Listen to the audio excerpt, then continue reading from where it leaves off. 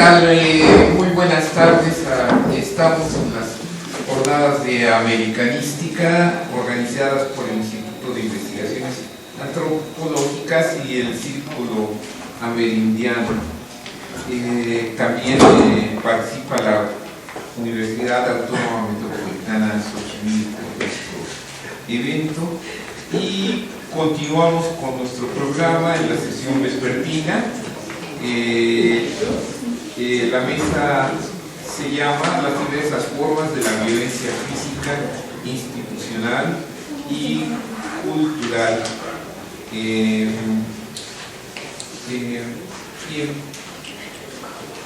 Pues les presento a el profesor José Luis Cisneros. Él es licenciado en Sociología, maestro en Ciencias Penales con especialidad en Criminología. Tiene un diplomado en Adicciones, una especialidad en Antropología Forense y otra especialidad en Antropología de la Violencia. Y le cedemos la palabra. Aquí está el micrófono, si son tan amables. Muchas gracias. Daremos 20 minutos a cada ponente. Cuando falten 5 minutos, la compañera nos hará el favor de avisarnos y les pasaré un papelito y estamos listos. Gracias. Muy bien. Bueno, pues yo les voy a presentar un trabajo que para mí ha sido muy importante. Es el resultado de una investigación que realizamos el año pasado, el ciclo escolar pasado, en una escuela primaria. Bueno, en realidad fueron el 3, pero el trabajo lo concentramos en una, y ahora les voy a explicar por qué. Mi trabajo se llama Familia y Violencia, implicaciones en el aprendizaje y el desarrollo escolar.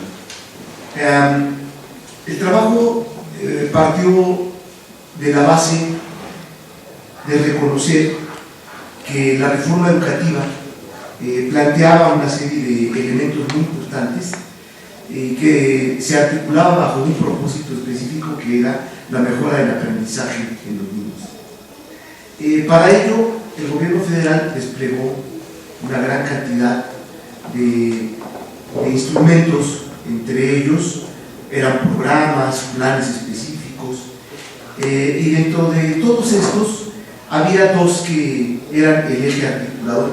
Uno estaba marcado fundamentalmente, bueno, eran 3, perdón. Uno que estaba marcado por la importancia del español, otro por la importancia de las matemáticas, y el tercero era dotar a las comunidades escolares y particularmente a los padres de familia y a los profesores de una serie de instrumentos que les diera la posibilidad de sancionar el trabajo de los profesores, así como sancionar también la organización al interior de las escuelas. Bueno, como el propósito era el logro del aprendizaje, aquí nosotros fuimos involucrándonos sobre un aspecto muy importante, que fue las formas en las que se transmitían estos conocimientos y el papel que iban jugando los padres de familia y los directivos. Nosotros realizamos el trabajo apoyados en una metodología particularmente cualitativa y sobre todo en términos etnográficos comenzamos a hacer descripción de las tareas que se daban al interior de la escuela. Nosotros hemos partido de 3 preguntas que son muy importantes. La primera es cuáles son las implicaciones que trae consigo el contexto familiar, cultural y social del alumno para el logro del aprendizaje en la escuela. O sea, 3 elementos muy importantes. La segunda, ¿de qué manera se expresa la violencia en el ámbito escolar? Y la tercera pregunta que dio nuestro documento fue ¿qué consecuencias traía consigo la violencia que viven nuestros alumnos en el desarrollo de su vida familiar y futura, ¿no?, para el aprendizaje, el logro del aprendizaje y las metas que planteaba la política educativa? Bueno, aquí nos enfrentamos a algo muy interesante porque déjenme decirles que en la escuela las escuelas donde nosotros trabajamos había en total 409 niños. De esos 409 niños, nosotros trabajamos con 150 niños particularmente. Y esos 150 niños son niños que estaban siendo acompañados, ¿no?, o habían sido seleccionados por alguna de las características que ahorita les voy a comentar, por una unidad de desarrollo, ¿cómo se llama? Unidad de Desarrollo Escolar, de Integración e Inclusión Educativa. Es como un departamento que tiene cada escuela para poder atender a los menores. Esos niños que son atendidos solamente son objeto de esta atención cuando presentan conductas depresivas, problemas en el aprendizaje, falta de atención, ausencia escolar, problemas motores y problemas de conducta. Estos niños son niños que requieren una atención muy particular. Esos fueron los niños que nosotros los tomamos como objeto de estudio. En ese sentido, la relación que va a establecer la familia con la violencia está dado primero porque la mayoría de estos niños sufren discriminación y agresión física y verbal al interior de su casa.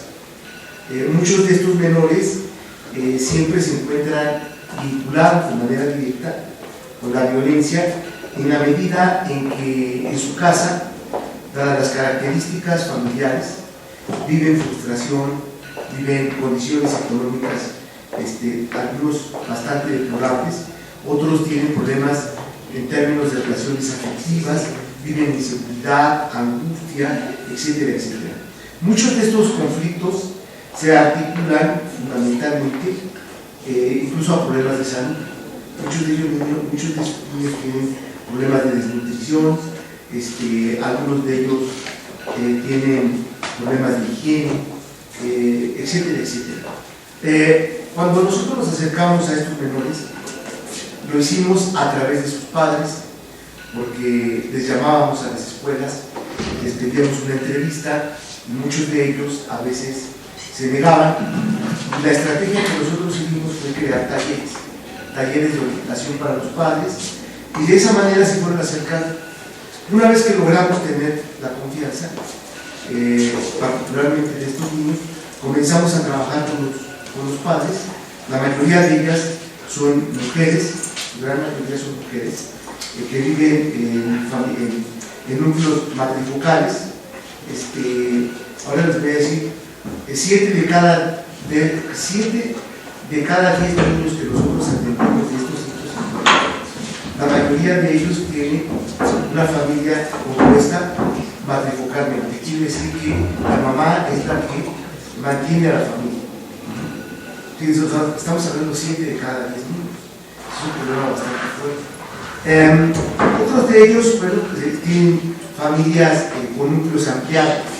La mayoría de los otros niños son niños que viven unos días con su papá, otros días con su mamá. La característica de estas señoras es que la mayoría de sus esposos están en prisión, otros simplemente por problemas de adicción no están presentes en casa, otras de ellas son madres solteras. Entonces, como pueden ver, hay una característica muy específica que ordena la condición de la violencia que van viviendo estos niños al interior de su casa. Pero lo más importante es después cómo vamos a establecer el análisis con la escuela. Bueno, muchos a través de las prácticas que nosotros hacíamos, aquí lo que yo recogí testimonios, ¿no? Su trabajo está lleno de testimonios, perdón. Testimonios.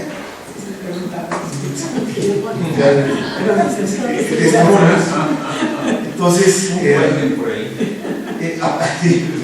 a partir de esos testimonios, nosotros íbamos recuperando la experiencia que va a tener. Por ejemplo, de una niña de segundo año, nos decía: mi mamá nos deja siempre con una señora que nos cuida. Ella nos ayuda a hacer la tarea. Con ella comemos y con ella dormimos un rato. Ya como a la noche, por ahí de las 10, siempre viene mi tío por nosotros y nos lleva a la casa. Esta es una niña que permanece. El tío era un novio de la mamá, ¿no? O sea, normalmente no son familiares. se encuentran siempre, y estos niños son niños que tienen un problema.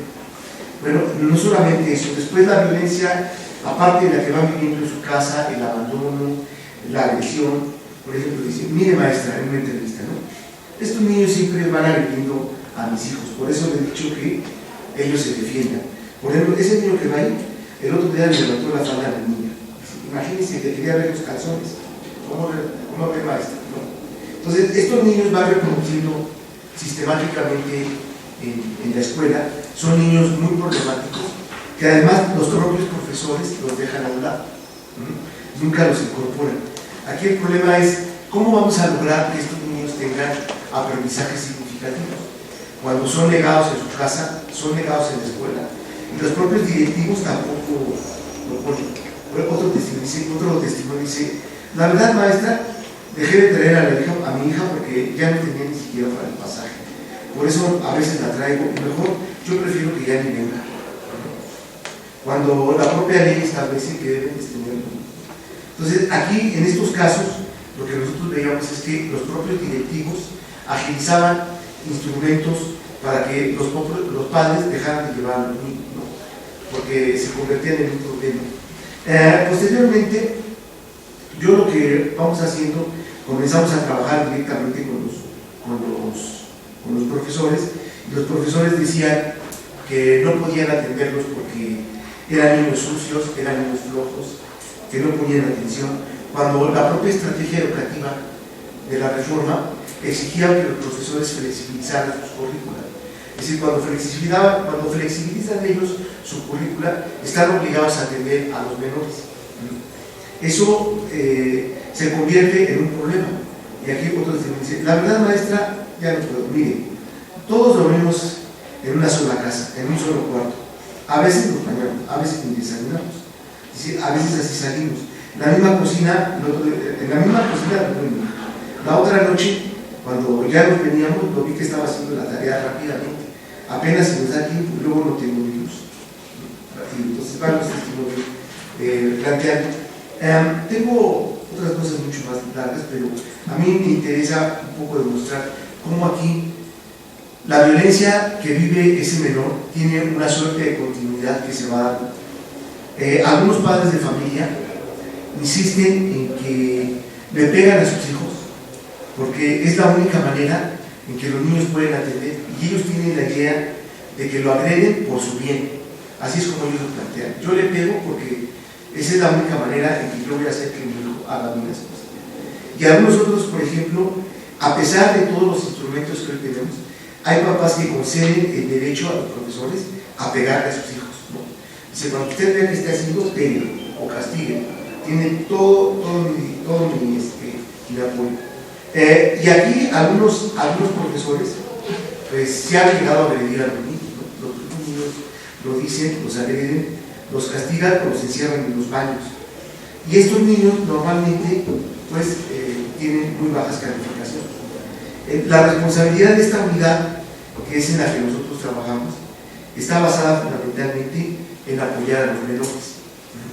Pero cuando estas unidades se acercan o se aproximan a intentar mostrar los elementos que pueden ser de apoyo para evitar la violencia, pues las propias autoridades simplemente no los toman en cuenta porque consideran que son un lastre estos menores. Entonces, aquí los profesores, muchos de ellos son profesores que no se actualizaron, ¿no? Algunos de ellos parten de muchos prejuicios que a partir de ello consideran que los menores no deberían estar ahí. Un caso sintomático de un niño que es tachado por homosexual. La maestra exigía que los papás lo llevaran al psicólogo para que lo curaran, ¿no? Y una vez que lo curaran, pudiera regresar con un papel para poder aceptarlo, ¿no? Y entonces la maestra, este niño se llamaba Pedro, la maestra se burlaba frente al niño, y le decían, a ver, el maricón que pase, ¿no? Frente al niño, imagínate. Y eso estaba sancionado por los propios padres, ¿no? Los propios padres no tenían ningún problema. El caso de este niño es muy interesante porque incluso hubo una carta de otros papás que pidieron que lo sacaran del salón porque era un mal ejemplo para otros niños, imagínense. Había hoy otro caso de un niño que en una ocasión llevó en la mochila unas bolsitas con marihuana. Entonces se armó un escándalo, pero en realidad esas bolsitas se las iba a guardar su papá, porque su papá es distribuidor, ¿no?, en la escuela. Entonces, a partir de eso hubo un problema ahí, lo estigmatizaron en la escuela y el niño pues dejó de asistir, simplemente por eso. Entonces, a partir de estas experiencias, nosotros vamos recuperando todo un trabajo etnográfico que me parece que es muy importante, porque en el documento lo que hacemos no solamente es describir, sino me parece que es una suerte de denuncia de esos vacíos de la reforma educativa. La reforma educativa está muy, muy bien. Cuando tú la ves, es loable los propósitos que tiene. El problema es quiénes la operan y cómo la operan, sin entender la lógica en la que se va. Con esto, lo que nosotros tratamos de mostrar es cómo el ejercicio de la práctica de la violencia nace en el seno de la familia como el resultado de un proceso de socialización, y en el mismo proceso de crecimiento del niño la va utilizando como una estrategia permanente, ¿no?, de supervivencia en la vida cotidiana, que se prolonga incluso a la escuela.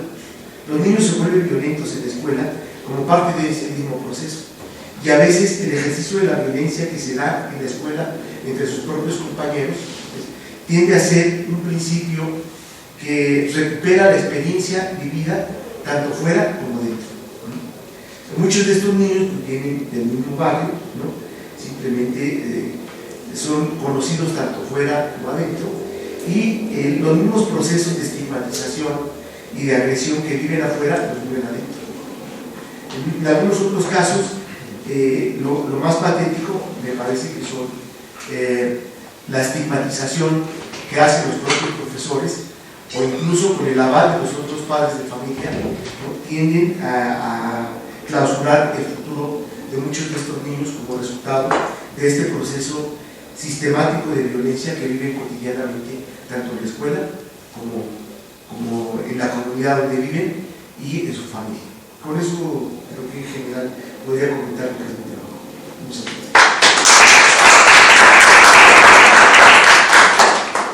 gracias. Muy bien. A continuación les presento a Ana María González Luna. Ella es profesora e investigadora de lengua y cultura española en la Universidad de Milán y Coca. En el ámbito de investigación se ocupa actualmente del periodismo narrativo sobre los derechos humanos en la literatura. Y le cedemos la palabra. Buenas tardes. Muchas gracias por la invitación, por la organización y por haberme admitido en esta sesión sobre violencia. Quedé un poco escalofriada con los testimonios sobre niños, ya habrá tiempo de hablar. La jornada de hoy, evidentemente, lo escuchamos esta mañana, se está ocupando de la violencia desde diferentes disciplinas y en algunas de sus variadas manifestaciones, y ya lo vimos desde la exposición de Rosa, lo que nos dijo Marisa, Luz, y estas manifestaciones y física, institucional y cultural. Creo que todos nos estamos ocupando de decir de la violencia y el decir la violencia, tanto de quienes la padecen, como los niños, sí, como de quienes la ejecutan y imponen, en este caso, por ejemplo, los maestros, ¿no?, para dar un ejemplo concreto. Creo que es un elemento que a todos nos acumula, los que participamos en esta jornada sobre violencia. Todos recurrimos a la palabra como instrumento indispensable para denunciar, analizar, cuestionar la violencia de nuestros días, de nuestro espacio. Esta palabra tiene un valor y una función específicas de denuncia y resistencia en el periodismo narrativo contemporáneo. Ante el horror que cotidianamente vivimos, la prosa urgente de la crónica rompe el silencio de las muertes, las desapariciones, los desplazamientos, las fosas, los feminicidios, de los cuales también se hablaba esta mañana. De las desapariciones se hablaba en otros territorios y naciones, pero al fin y al cabo son desapariciones. Un silencio que es también resultado del miedo que la situación de conflicto violento genera, un miedo que nos paraliza, Desde su propia zona de conflicto, David Grossman explica muy bien, creo yo, en su texto El arte de escribir en las tinieblas de la guerra, cómo el concepto del mundo se vuelve más pequeño, más estrecho, cuando se vive en una realidad violenta y extrema de conflicto que condiciona casi todos los aspectos de nuestra vida. La desesperación que llena el vacío que se genera en esta situación de violencia alimenta su permanencia e impide que las cosas puedan cambiar. Inevitablemente, esta condición reduce la parte del alma que está en contacto con el mundo externo, violento y amenazante, disminuye la disponibilidad y la capacidad de identificarnos con el dolor de los demás. Renunciamos, por lo tanto, a la posibilidad de entender, de pensar y de buscar una explicación práctica y moral a una situación tan ambigua y compleja. Y así delegamos la tarea de pensar, de actuar y de establecer normas morales y prácticas a quien consideramos que seguramente sabe más que yo. Evitamos también sentir demasiadas sensaciones para no sufrir, porque es una experiencia que también nos acumula. Y así, en el intento de protegernos, desarrollamos una obtusidad funcional con la distancia, con la capacidad de reprimir, con la ceguera voluntaria. En otras palabras, a causa del temor constante y muy concreto de sufrir, de morir, de perder a una persona querida, cada uno de nosotros, ciudadanos del conflicto y prisioneros del conflicto, disminuye la propia vitalidad, el propio latido emocional, la propia conciencia y se rodea de una serie de barreras defensivas hasta sofocarse. La violencia sistémica causa la estrechez del mundo, lo hace más angosto. Y no solo la estrechez del mundo, y esto es lo que a mí me interesa, la estrechez de la lengua que lo describe. El léxico con el que los ciudadanos describen o describimos la condición de violencia y de conflicto se va empobreciendo a medida que el conflicto se prolonga. Y esto se hace transformándose gradualmente en un revoltijo de eslóganes y de lugares comunes, empezando por el lenguaje usado por las distintas instituciones que se ocupan directamente del conflicto, ejército, policía, niveles de gobierno, para poder pasar de allí rápidamente a los medios de comunicación de masa que hacen la crónica e inventan un lenguaje sofisticado e ingenioso cuyo fin es contar lo que es más fácil digerir para el público. De esta manera crean una separación entre lo que el Estado hace en las zonas de sombra del conflicto y el modo en el que sus ciudadanos eligen verse a sí mismos. Cuanto más se agrava la situación y no parece tener salida, más se empobrece el lenguaje que la describe, más se debilita el debate político. Nos quedamos con clichés para acusar al enemigo y describirnos a nosotros mismos. En medio de esta realidad, la escritura permite decir el mundo, buscar una explicación, imaginar otro mundo. De esto es lo que quiero plantear, la capacidad de la escritura de romper con el silencio, de romper con la parálisis creada por el miedo. Es un reto intentar hablar de sentimientos y escuchar con atención cuando alrededor se escucha el sonido de una guerra continua, casi perpetua. Entonces, la escritura se transforma en un lugar o espacio emotivo en el que la muerte no es la contraposición total a la vida, es una ventana que me abre el mundo. Es la escritura del periodismo narrativo latinoamericano que, como afirma Elena Poniatowska, y de ella hablábamos cuando hablábamos sobre todo del 68, este periodismo narrativo responde a una necesidad, y cito: manifestar lo oculto, denunciar lo indecible, observar lo que nadie quiere ver, escribir la historia de quienes aparentemente no la tienen, de los que no cuentan con la menor oportunidad de hacerse oír. La crónica refleja más que ningún otro género los problemas sociales, la corrupción de un país, la situación de los olvidados de siempre. Cierro cita. Los grandes cronistas de nuestros días, como podrían ser Marcela Turati, Daniel Arrea o el salvadoreño Oscar Martínez, solo por mencionar algunos, en medio de una violencia sistemática, continua, toman la palabra para romper el silencio, una palabra que hiere cuando desvela la violencia y nos pone ante el espejo de una sociedad fragmentada, la nuestra, lastimada, dolida, pero dejando abierta la posibilidad de vivirla como una forma de fraternidad. Recurren al lenguaje analógico que dice para denunciar y para construir mundos donde todos podamos reflejarnos, incluirnos en el mundo y quizás poder reconciliarnos con él y con nosotros mismos. Rasante, tajante, cortante, como el que soñaba Octavio Paz en sus trabajos de poder. Un lenguaje que es instrumento de denuncia, pero sobre todo de resistencia. Vicarios de la palabra del otro, estos autores asumen el riesgo que implica en nuestros días y en esta región del mundo ejercer el periodismo de investigación. Recordemos solo, ya como artículo 19 habló de los 199 periodistas y estas noticias, sobre todo los que viven en México, las saben. Hacer periodismo en México es jugarse la vida actualmente. Se trata, por lo tanto, de un periodismo comprometido con la realidad. Periodismo de esperanza, así lo definen Marcela Turati y Daniel Herrera en la nota editorial a Entre cenizas, historias de vida en tiempos de muerte. Cito: aprendimos que el periodismo de esperanza exige entender procesos y que las soluciones esbozadas por quienes se oponen a la violencia son esfuerzos incipientes, sostenidos con pinzas con actos de amor cotidiano, a contracorriente del vacío del Estado. Propongo mencionar a estos tres periodistas, Marcela Turati y Daniel Herrera, que han trabajado desde hace mucho juntas, son las que iniciaron con Periodistas de a pie, entre otras, y también al salvadoreño Óscar Martínez, por un motivo muy sencillo. Son los que trabajan tema de migración y de no solo, pero sobre todo desapariciones y migración, que son los temas de los cuales me estoy ocupando actualmente. Entonces, temáticamente entro yo con ellos, me llevan de la mano en estas crónicas. Entonces, la parte temática es la que justifica que yo los haya elegido. No son los únicos, hay muchos valientes, pero bueno, tiempo y espacio, sobre todo el tiempo, es tirano y no podemos ocuparnos de tanto.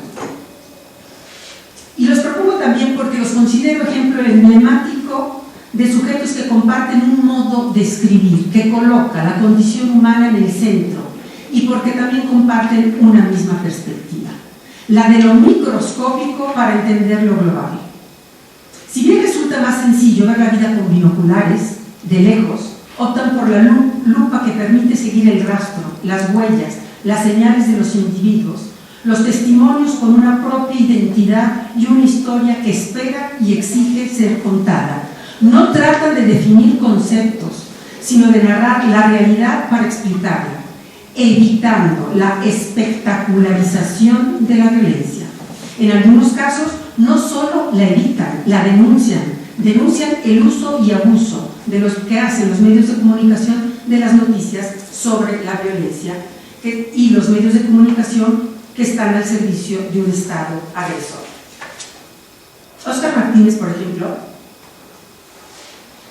a este respecto, cronista salvadoreño, como les decía, que comenzó a ocuparse de migrantes centroamericanos que atraviesan México y se ocupó desde el 2006, escribió varias crónicas que publicó primero en el periódico que está en línea, El Faro, que por cierto es uno de los que podemos seguir también para ver desde el punto de vista centroamericano las caravanas de migrantes, una perspectiva centroamericana sumamente actualizada y sumamente seria.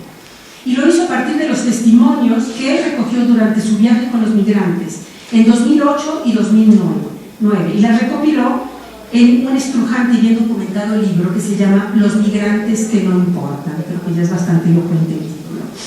Con muchas crónicas, Martínez dio visibilidad a historias dramáticas, ignoradas o ocultadas hasta el 26 de agosto de 2010, cuando la noticia de la masacre de migrantes en San Fernando, Tamaulipas, encendió los reflectores sobre esa realidad. De ahí su feroz y cínica crítica a la mediatización de la noticia, que encontramos en un artículo que publicó después que se llama Nos vemos en la próxima masacre de migrantes. En este artículo afirma que la algarabía desatada por la noticia de la masacre es incomprensible, porque es una mentira, es solo un hecho más, impactante pero nada más. Acusa a los políticos de mentirosos porque sabían lo que estaba sucediendo. Y cito, la masacre de San Fernando, allá a donde un centroamericano llega tras haber abordado como polizón más de 8 trenes, era previsible. La masacre de los indocumentados en México empezó a principios de 2007 y sucedió en 2010. Por otro lado, Daniel Arrea, en 2 de sus crónicas, La última tardeada y Caminando en la tormenta, demuestra cómo la versión que los medios de comunicación dan de los hechos, el uso e interpretación que hacen de la información, los acaba convirtiendo en tribunales sociales de acusación. La representación televisiva en La última tardeada, una de las cosas que nos cuenta, es como la representación televisiva de la tragedia famosa de aquella discoteca de New Divine, algunos de los ciudadanos de México lo recordarán, es un ejemplo significativo de manipulación de la información que aleja al lector espectador de la realidad, una versión cargada de juicios morales descalificadores. Dicha versión, nos dice Arrea, se encuentra en un capítulo del programa La Rosa de Guadalupe, que salió en la televisión y que se dedicó precisamente a la tragedia de News Divine. La discoteca se llamaba El Diván y no News Divine. Como en la vida real, permitía el ingreso a menores de edad sin credenciar y la salida de emergencia estaba obstruida con cajas de cerveza, igual que la realidad. En la parodia, fueron los jóvenes quienes provocaron la estampida y murieron por los alejados de Dios, los que fumaban, los que bebían, los que se drogaban, los que robaban, los que bailaban a cambio de una cerveza, los hijos de padres desobligados. Solo se salvó la protagonista, una adolescente cuya madre le encomendó a la Virgen de Guadalupe. Y dice Daniel Arrea, el resto, los padres de la vida real, solo escucharon las sirenas que anunciaban la muerte de sus hijos. Esta es la crítica.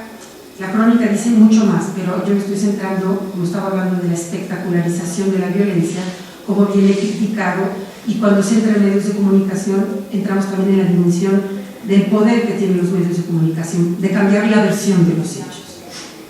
Caminando en la tormenta, que es otra de sus crónicas, relata el caso de los 5 jóvenes detenidos acusados de ser narcos y terroristas por detonar un coche bomba en Ciudad Juárez en el verano de 2010.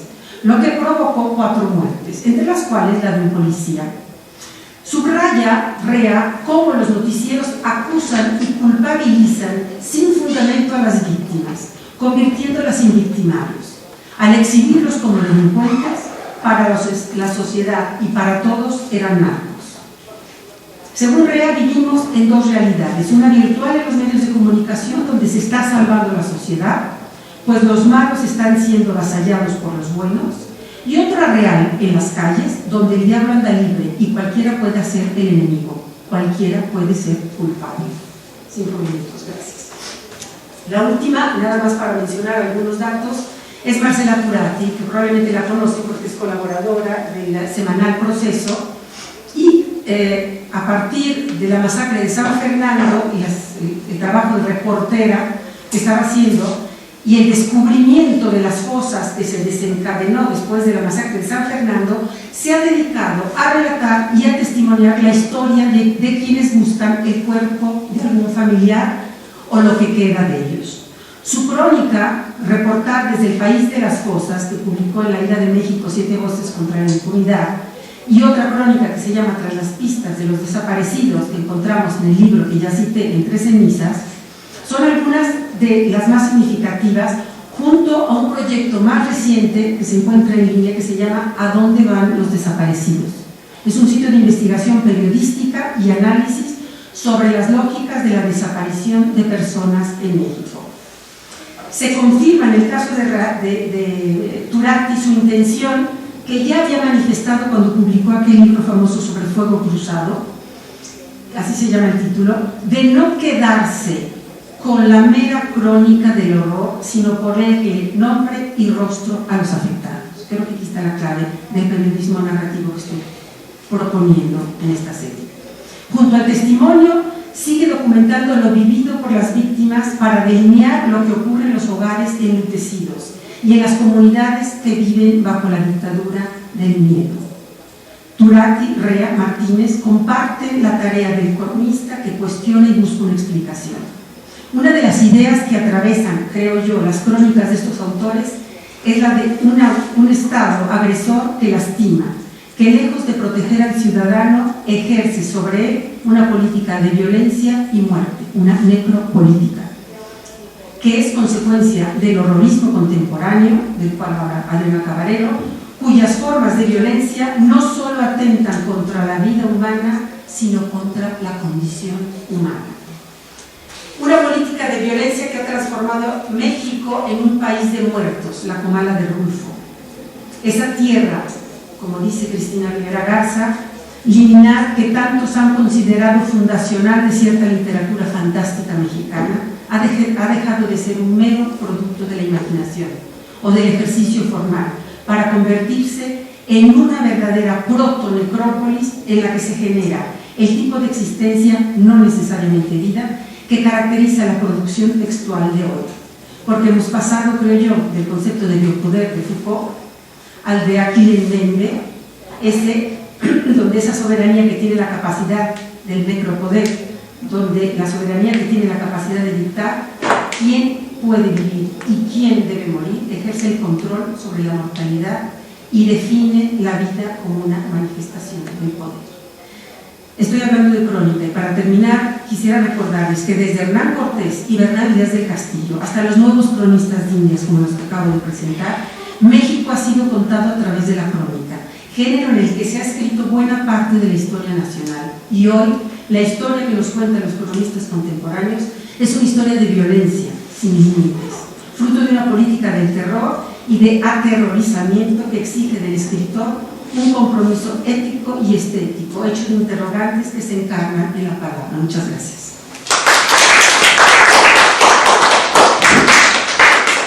Muy bien. Toca el turno a Ana María Fernández Poncela. Ella es doctora en antropología, es profesora de la Universidad Autónoma Metropolitana plantel Xochimilco, y entre otros temas trabaja el humor y la risa. Sobre esto publicó un libro en 2016 que se llama El humor en el aula, en Editorial Trillas, y les cedemos la palabra. Colocamos la presentación. Sí, cómo no.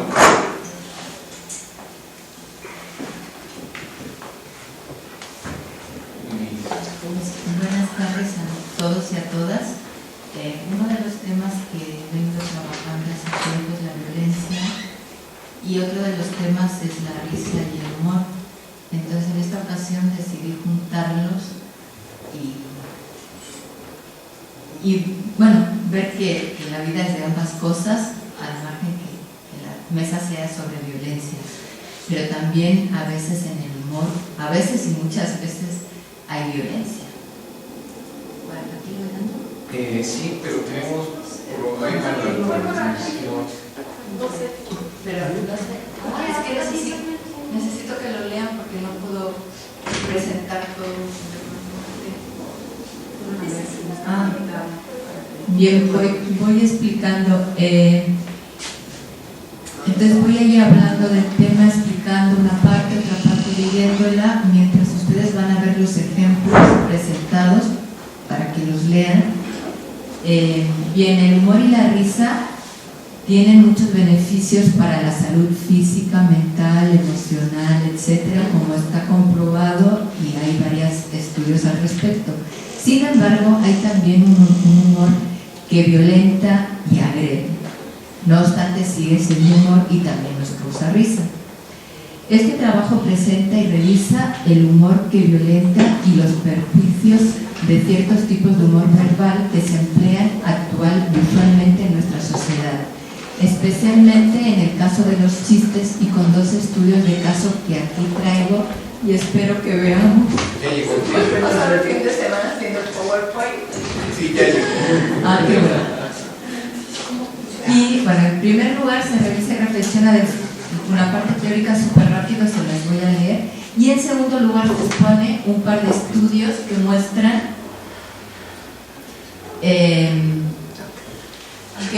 el humor violento o no tan violento, el que agrede y el que alivia.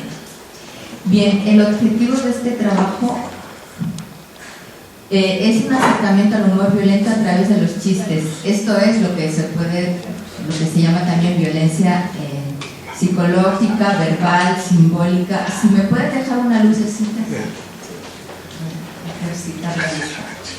Para empezar a decir que lo cómico es aquello percibido como gracioso. El humor es la percepción de lo cómico y los chistes son narraciones culturales y expresiones sociales. La risa es una respuesta y expresión fisiológica a un estímulo humorístico. Todo esto obviamente dicho muy brevemente. Si nos vamos a las teorías del humor que algunos hacen extensivos a la risa, hay básicamente, la mayoría de los autores hablan de 3, pero varios ya están hablando de 4. Uno es la teoría de la superioridad, de la que vamos a trabajar aquí con los chistes. ¿Sí estás viendo? Ah, ¿y por qué se ve la Ah, es que si no, no se va a poder leer la parte. Esta parte de ya. ¿Sí se puede leer? Sí. Ah, perfecto. ¿No estoy tapando yo?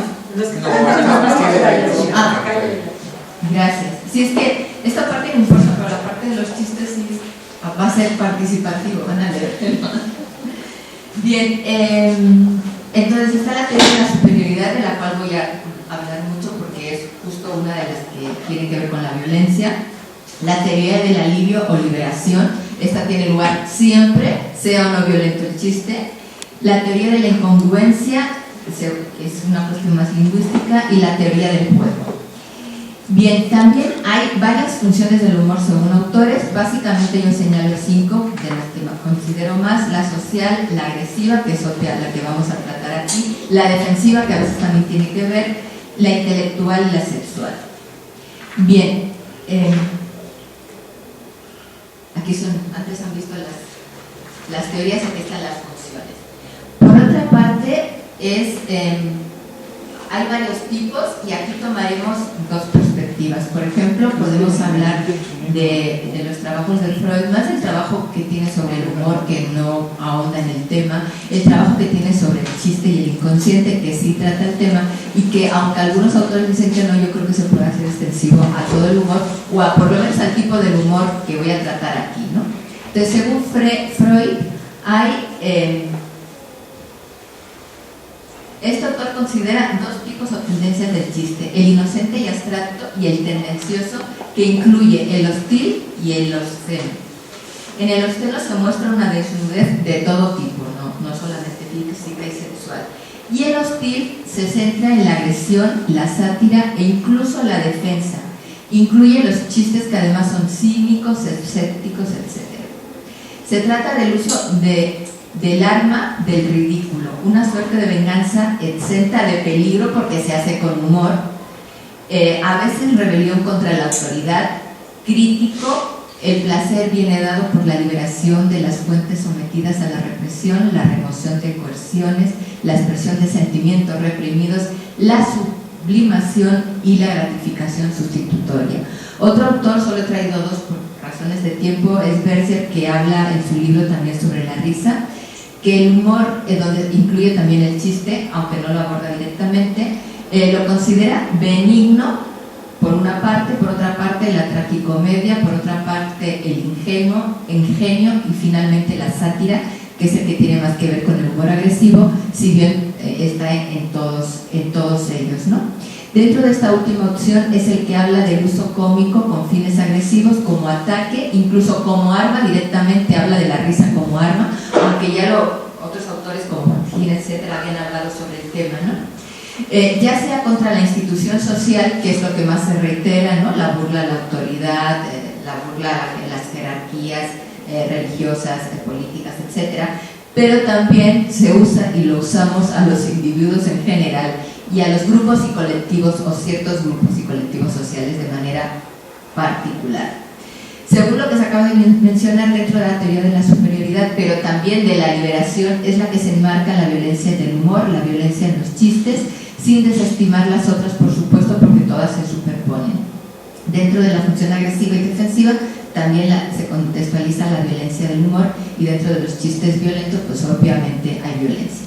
Para ir cerrando este apartado introductorio, comentar que en estas páginas se indaga la violencia en el humor, la violencia o el humor violento en dos grupos de chistes. He tenido que seleccionar algunos.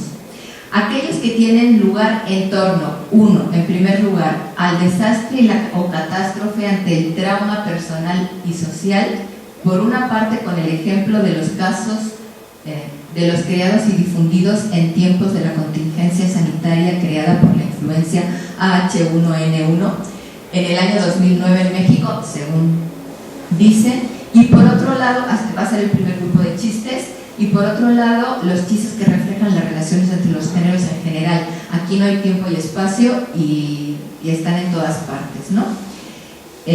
Aunque en este trabajo predomina la actualidad y la mirada desde México, ¿no? Y aunque más que las relaciones entre los géneros sería más concreto decir el conflicto o la violencia intergenérica. Bien, en el primer caso sobre la influenza hice una encuesta en el 2009 y una de las preguntas era que contasen chistes sobre la influenza, y de ahí salen la mayoría de los chistes que traigo. En el tema de las relaciones de género, pues son los que oímos cada día, los que nos contamos, los que nos cuentan, los que la búsqueda en internet, y es como mucho más amplia y genérica, ¿no? Que la otra, que es como muy concreta. Bien, hablar de chistes, desastres y traumas podría pensarse como algo incompatible, igual que pensaríamos que es incompatible hablar de humor y violencia, ¿no? Todo el mundo conocemos chistes que bromean sobre determinadas catástrofes, aún sabiendo el dolor que éstas han causado en personas, colectivos y países completos. La tarde del 11 de septiembre del 2001, yo iba en ese momento a unas clases de pintura y llego con mis compañeros y compañeras en la tarde de la clase de pintura y hablan de los chistes del Boeing, el refresco con el Boeing, el avión que en la mañana había tirado a las Torres Gemelas, y me quedé, que bueno, perdón, pero pues nos reímos porque es gracioso, pero fue esa tarde, lo juro que fue esa tarde, o sea, no fue ni siquiera unos días después, ya en otro momento, ¿no? Bien, son mensajes que normalmente tienen lugar entre emisor y receptor, muchas veces sobre un tercero, como en el ejemplo que les acabo de explicar. Esto es, no está presente en muchos casos, porque muchos de los chistes discriminatorios, a no ser que sea con mucha mala intención, se cuentan, pero no delante de la persona o el grupo social, etcétera, discriminado en el chiste o violentado. A veces sí.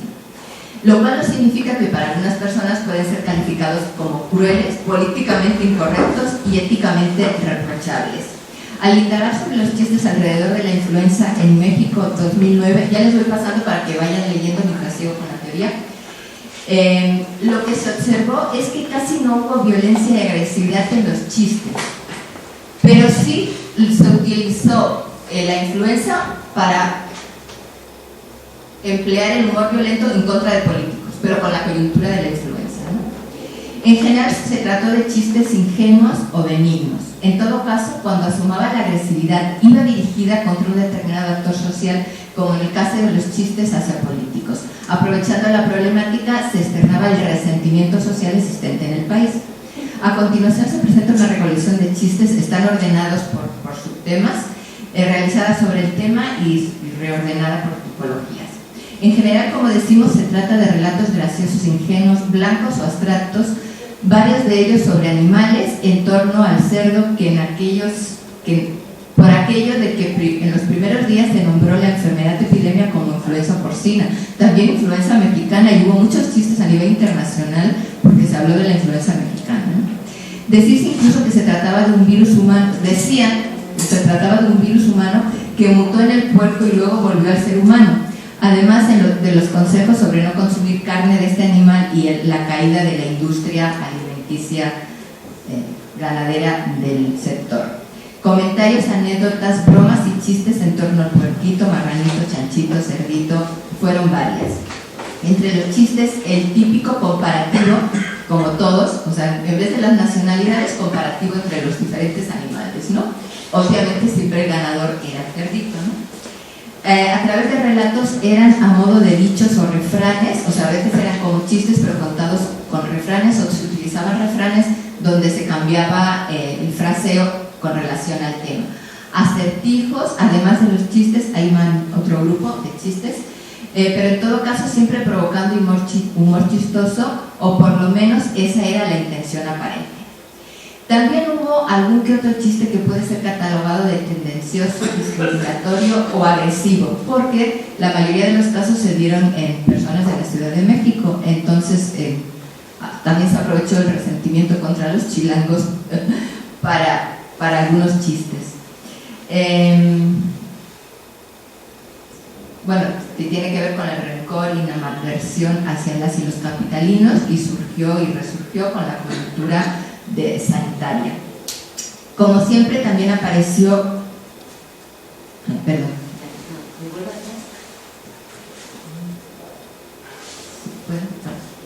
como siempre también apareció el humor en torno a la crítica política. No importa el tema que sean los chistes o las coyunturas en las que surgen, siempre hay varios que tienen que ver con la crítica política, en especial la clase política y algunos personajes protagónicos de la escena pública, que creo que son los que están leyendo. No, la siguiente.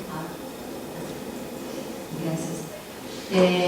La burla, la ironía, el sarcasmo, y apareció aquí con toda la agresión, con toda su esplendor, pero sobre políticos, no sobre la influenza o sobre la enfermedad misma. Y también hubo todo un grupo que eran chistes en general a nivel mundial o de la sociedad mexicana, como están leyendo en el último grupo de los que traigo. La influenza fue decretada por el gobierno. Y el mejor chiste, que creo que no lo traje aquí, pero se los leo. El más importante, el mejor, porque apareció en caricatura, apareció en los medios de comunicación. Los memes todavía en aquella época no eran así como importantes, o no sé ni siquiera si existían los memes, pero bueno, a lo que sí hay como fotografías e imágenes, que serían los prememes o los memes de la época, ¿no? Pero el más importante fue porque, bueno, la contingencia sanitaria fue proclamada a las 23, no sé qué, de la noche del miércoles, y el viernes en la mañana tembló en México, en la Ciudad de México, en varios lugares, ¿no? Y entonces el chiste que todo el mundo contaba es: ¿qué le dijo México a la influenza? Mira cómo tiemblo. Bien, este fue el más famoso. Aquí podemos ver la función defensiva, la función de alivio y la función agresiva. Repito, no contra el desastre o las víctimas del desastre, entre todas las comillas del mundo, porque no es un desastre como otros sí han sido graves, pero en todo caso se habla de una epidemia. Bien, ya no puedo hablar porque no tengo tiempo, pero en la época de desastres, entre todas las cosas que se recomiendan es mantener el sentido del humor hasta donde se pueda, y todo lo que tiene que ver la importancia del humor contra el estrés, contra la ansiedad, contra el estrés postraumático, contra el momento de turbación que se tiene, etcétera, etcétera. Y bueno, pues aquí sí se aplicó la gente en ello. Y el segundo tema, que es el más largo, pero lo va a ser más corto en la práctica, es el humor y los chistes con las relaciones intergenéricas. No solo es más largo, sino sería interminable. Tardé más tiempo en seleccionar los chistes que en escribir sobre el tema, porque hay muchísimos, y perdón que me ría, pero así es. Bien, pensar en los chistes sobre las relaciones entre hombres y mujeres no es posible sin esbozar una sonrisa de complicidad. Yo acabo de hacerlo en la práctica al recordar alguno de ellos. No obstante, al principio sería posible pensar que podría haber todo tipo de teorías y funciones del humor. En este caso, la mayoría es función agresiva. La mayoría es teoría de superioridad y el tipo es agresividad total. Total con diferentes niveles de intensidad, pero generalizada. Bien, por lo cual me lo salto. Ya pueden empezar a leer. Eso sí, destacar que hay chistes que violentan a mujeres como hay chistes que violentan a hombres. Uno pensaría, cuando yo empecé esta investigación, que hay más contra mujeres, porque antes yo creo que había más, ahora ya no.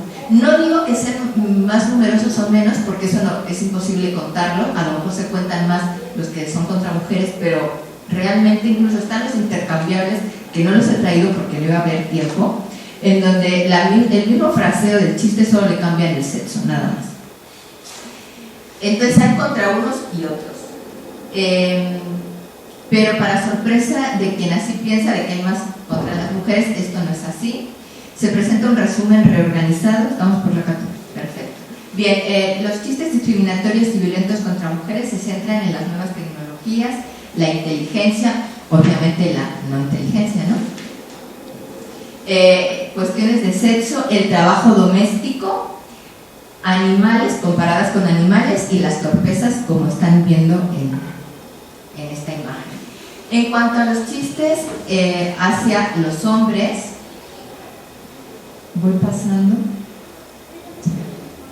Tiene que ver también con las nuevas tecnologías, tiene que ver con la inteligencia o no inteligencia en su caso, con el sexo, con animales, y en vez del trabajo doméstico y la belleza, como les he traído,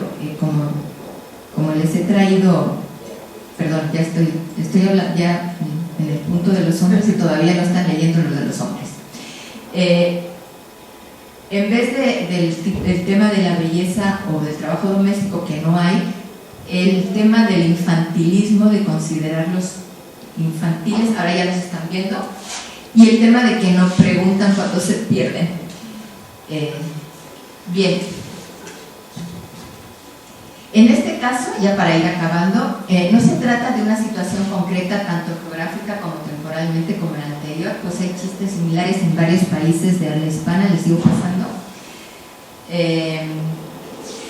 No se conocen chistes blancos, inocentes y benignos sobre el tema. Incluso hay muchos que son muy crueles, porque son chistes en el mismo sentido de lo que están leyendo, pero inician con el fraseo: papá, ¿por qué no sé qué? Mamá, ¿por qué no sé qué? O sea, que todavía lo ponen en palabras de los hijos y las hijas. Hay una gran cantidad de chistes con alto nivel de violencia, tendenciosos, agresivos, producto del discurso y mensaje que apuntan como un medio y recurso esta expresión de poder, que es violencia simbólica, emocional, cognitiva, cultural. Una violencia que desvaloriza, denigra, menosprecia, minusvaloriza al otro o a la otra. Una violencia que cohesiona al endogrupo, o sea, a las mujeres, y al exogrupo, o sea, a los otros. Cuando son los hombres, viceversa. Es curioso como los chistes contra hombres los contamos en grupos de mujeres y a la inversa, pero en grupos mixtos se cuentan más chistes hacia las mujeres para denigrarlas que hacia los hombres. Aunque los otros existen, se cuentan más en la intimidad de las mujeres.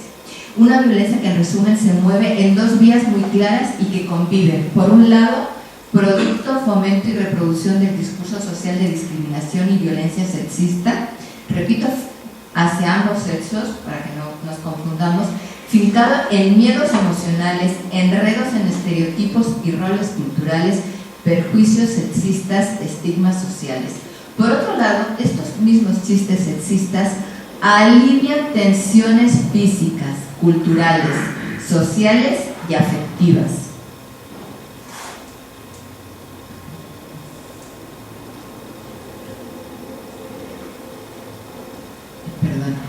Descargan resentimientos y liberan tensión emocional y cultural. Desvían la agresividad al constituir en cierto modo una válvula de escape que suelta la represión y desplaza los sentimientos hostiles. Remueve coerciones, sublima y a través y obtiene una gratificación sustitutoria. Esto es, hay una expresión toda vez que una relativización a través de la expresión, en este caso verbal, lingüística, simbólica, de las relaciones conflictivas, intergenéricas y del conflicto mismo. O sea, el problema no está en los chistes. Cuando el conflicto entre los géneros ya no exista, no nos harán gracia los chistes. Entonces me voy a saltar la conclusión, pero básicamente es lo que acabo de decir. Lo importante es ver que si hay un conflicto y un problema es en la sociedad, y que los chistes reflejan ese problema, y que podemos, como Berger dice, a través de los chistes o de la risa y del humor, estudiar fenómenos y problemas sociales que existen. Entonces muchas veces, como en otros temas lingüística que he trabajado, dicen, no, pues habría que prohibir, pues habría que... No, simplemente va a desaparecer cuando no hagan gracia, y no van a hacer gracia cuando no tengan sentido, y no van a tener sentido cuando no haya problemas de relaciones entre los sexos en nuestra sociedad. Básicamente ver cómo hay un humor en Y hay un humor mucho peor, que es las burlas directas, verbales, pero directas hacia una persona. Esto al fin y al cabo son chistes, o sea, que están como en el abstracto en general. Hay un humor mucho más violento en otros espacios que no sean de los chistes. No obstante, es como para darnos cuenta, a lo mejor va a pasar mucho tiempo en que cambiemos, pero sí tenemos la capacidad y la conciencia de no seguir reproduciendo, si así lo consideramos, ciertos mensajes que son muy denigrantes, repito, tanto para hombres como para mujeres. Y una diferencia que hay de los chistes de otras narrativas culturales es que si estudiamos las canciones populares, estudiamos los refranes, la mayoría son violencia hacia las mujeres. En el caso de los chistes, quizás como es algo muy vivo, muy actual, muy cotidiano y que todo el mundo empleamos, la violencia es, como yo siempre digo, equitativamente inequitativa, en el sentido de que estamos discriminando a ambos, pero a ambos, no solamente a un sexo, y con esto acabaría.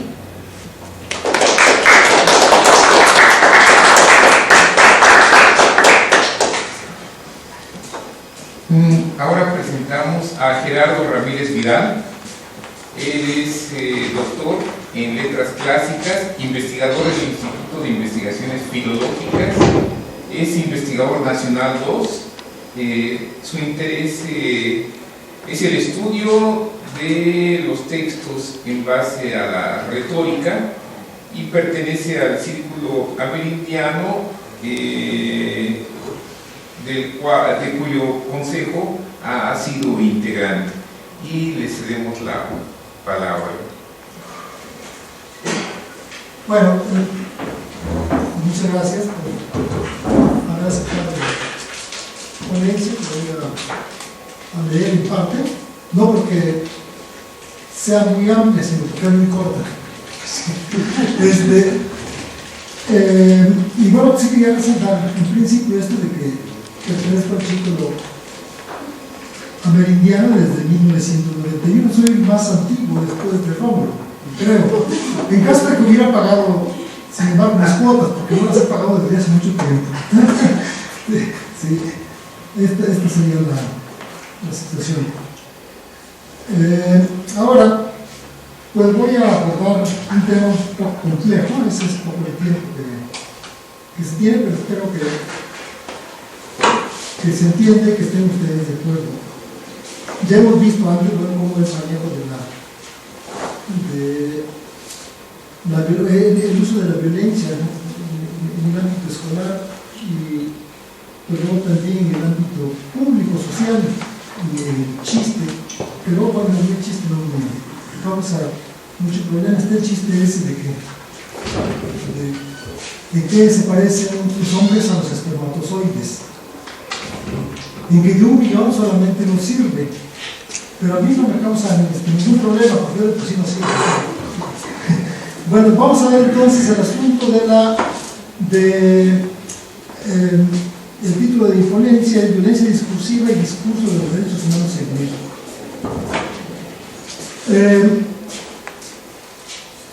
Ya en otro momento abordé el problema de la acción violenta unido al discurso no violento que caracterizó las últimas décadas del régimen priista que gobernó nuestro país durante la mayor parte del siglo XX y que se resume en la expresión de Mario Vargas Llosa, que todos conocemos, de la dictadura perfecta. Con las reformas electorales, en particular las de 1987 y la de 1996, se dieron cambios profundos en el ejercicio del poder político que llevaron a la derrota del régimen priista primero en el año 2000 y después en el 2018, en este año, pero también a la profundización de las reformas neoliberales, particularmente en el último periodo de Enrique Peña Nieto. Durante este periodo de 18 años se profundizó y se extendió el discurso de los derechos humanos en las diversas manifestaciones de la vida política y social, ubicándose como un instrumento de defensa contra la violencia física y discursiva, particularmente del gobierno en turno, pero en general contra cualquier tipo de violencia de la autoridad. Es el discurso contra la violencia en todas sus manifestaciones. A pesar de los avances registrados, el Estado mexicano no parece haber tenido la capacidad de evitar la violación de esos derechos, sino que incluso, más bien parece que ha requerido de ella para poder sobrevivir. De cualquier manera, los derechos humanos se han convertido en un mecanismo de defensa que actualmente se basa en el artículo 1 de la Constitución Federal y los convenios internacionales firmados por el Estado mexicano. Sin embargo, los derechos humanos también han servido para protegerse de actos ilícitos cometidos o disminuir las sanciones respectivas, no solo en el ámbito jurídico. Es decir, se recurre a los derechos humanos para la defensa, pues, de las personas débiles o aquellos que sufren de una agresión física o verbal, pero también se utilizan los derechos humanos para defenderse de actos que la persona ha cometido.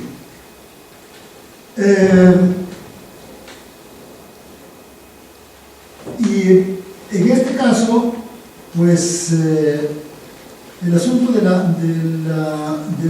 régimen priista que profundizó, diríamos, en estos 18 años, en particular el último periodo de Enrique Peña Nieto y sus reformas estructurales, pues entonces profundizó estos problemas. Bueno, al mismo tiempo, decía, durante este periodo de 18 años hubo cambios sociales de largo alcance en nuestro país. Además de la reforma del sistema de justicia, que pasó del sistema inquisitorio al penal acusatorio de juicios orales, y por el otro la profundización y la extensión de, ya decía, el discurso de los derechos humanos. Ahora, los juicios orales han tenido frutos insatisfactorios en gran medida, aunque se valora su importancia y se cree que traerán importantes resultados en el futuro. Ahora están estos problemas de las opiniones sobre el Poder Judicial, la corrupción que existe internamente, y bueno, ustedes ya conocen sobre este asunto. Ahora, pero pues como decía, en el caso de los derechos humanos, estos han logrado ubicarse como un símbolo o una marca de nuestro tiempo, a pesar de la formidable oposición que han encontrado en particular por parte de los gobiernos, pero también por partes de sectores de la sociedad. Hoy los derechos humanos aparecen como un instrumento de defensa contra la violencia física y discursiva de la autoridad y de las personas. Ahora voy a ver, en el ámbito teórico este tema ha sido objeto de amplios y profundos debates. Y en este caso quisiera resaltar una observación crítica de la que han sido objeto los derechos humanos, según la cual el discurso y el concepto de esos derechos surgidos en la década de 1970 pueden considerarse como cómplices del neoliberalismo. En este caso traigo a cuento lo que señala una estudiosa canadiense, Naomi Klein, en un interesante artículo donde pasa revista a la concepción de los derechos humanos.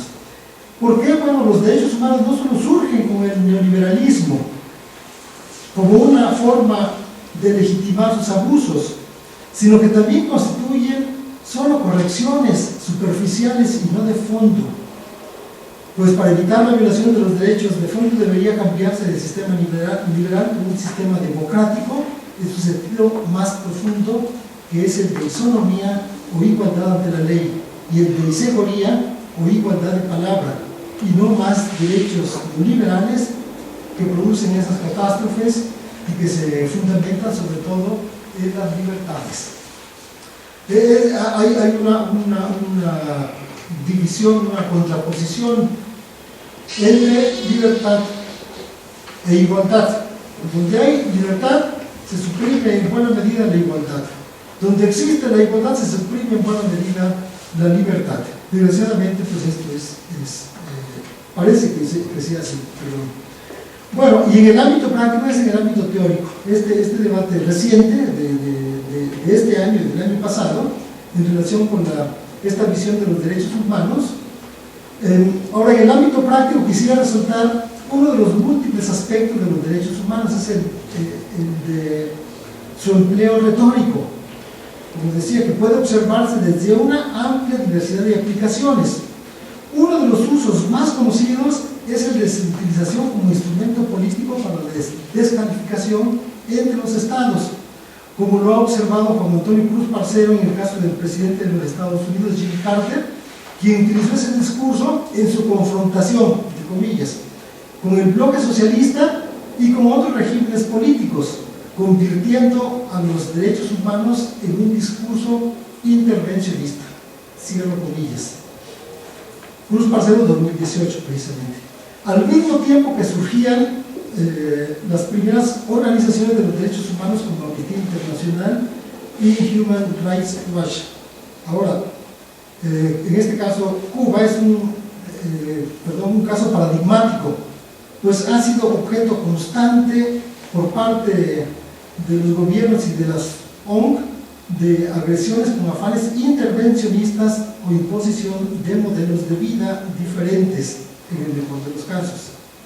Además de Cuba, se acusa a cualquier otro gobierno de violar los derechos humanos cuando así conviene a los intereses de los gobiernos de otros países, como en el caso, diríamos, de las agresiones que se tienen en contra de Venezuela. Y no quisiera realmente defenderlo con el asunto, pero es evidente que hay toda una campaña pues en contra de Venezuela, y ahora vemos los migrantes, los grandes contingentes de migrantes en donde pues, no aparecen los grupos, por lo menos grupos importantes de venezolanos, ¿no?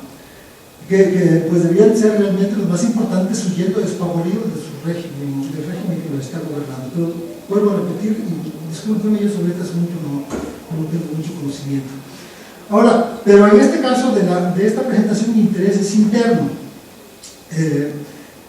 En nuestro país el discurso de la defensa de los derechos humanos ha registrado, no cabe duda, avances extraordinarios, no lo podríamos negar, no solo por la instauración, la creación de la Comisión Nacional de los Derechos Humanos de 1992, descentralizada y autónoma, sino sobre todo por las reformas constitucionales centradas en el artículo primero de la Carta Magna. No leo el artículo porque creo que lo conocemos más o menos. A pesar de los avances registrados, sin embargo, el Estado mexicano no parece haber tenido la capacidad de evitar la violación de esos derechos.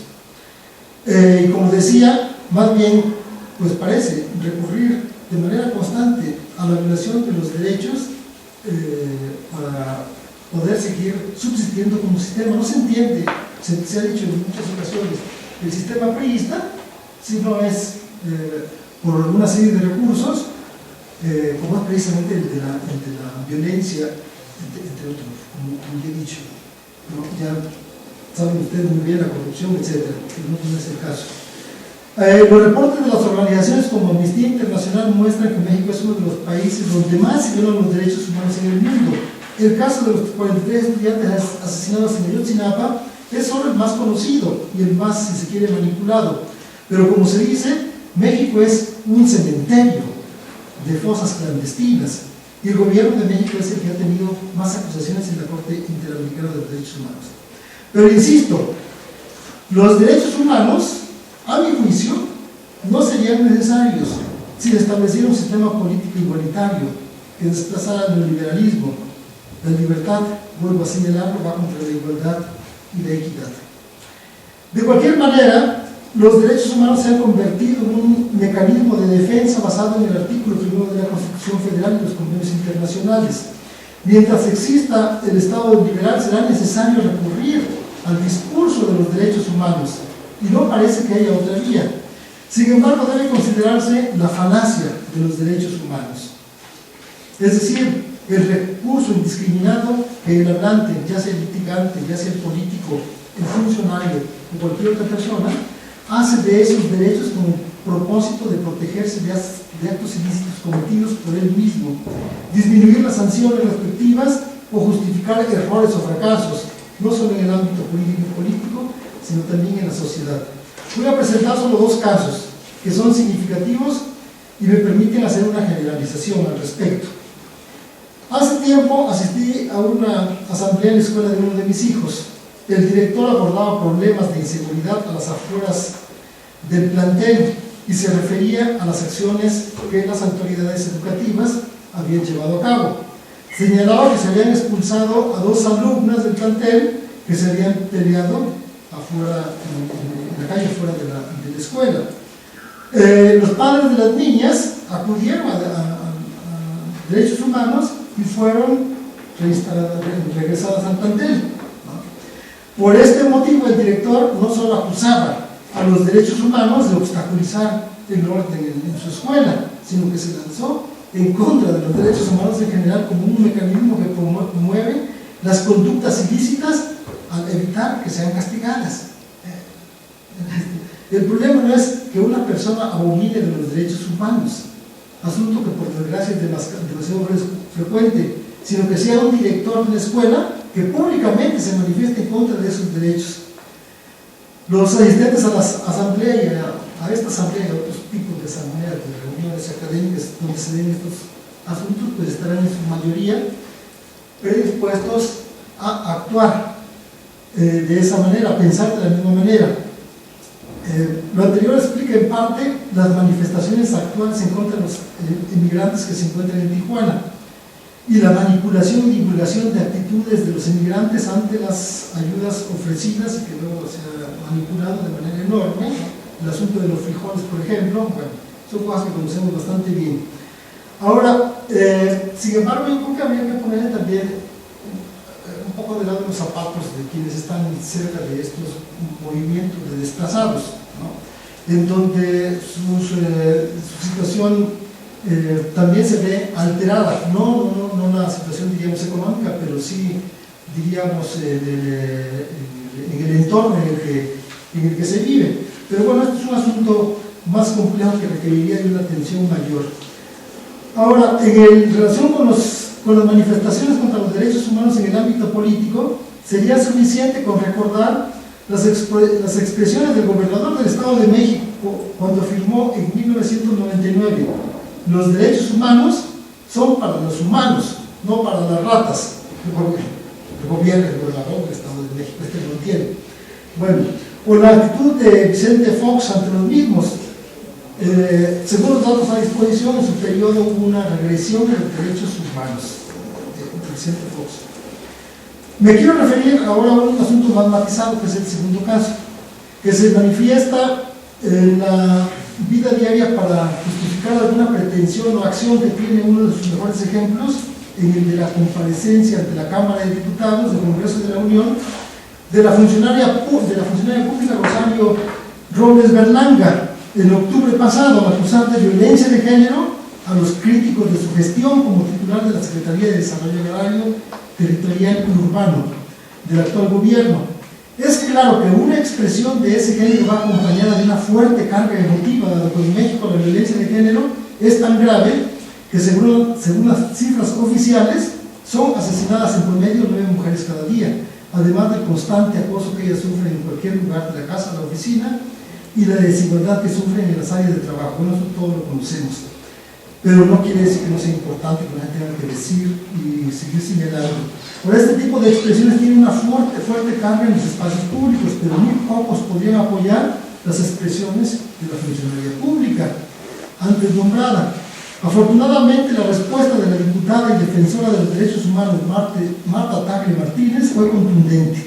La condición de género no exime a las mujeres de ser investigadas si han cometido actos de corrupción.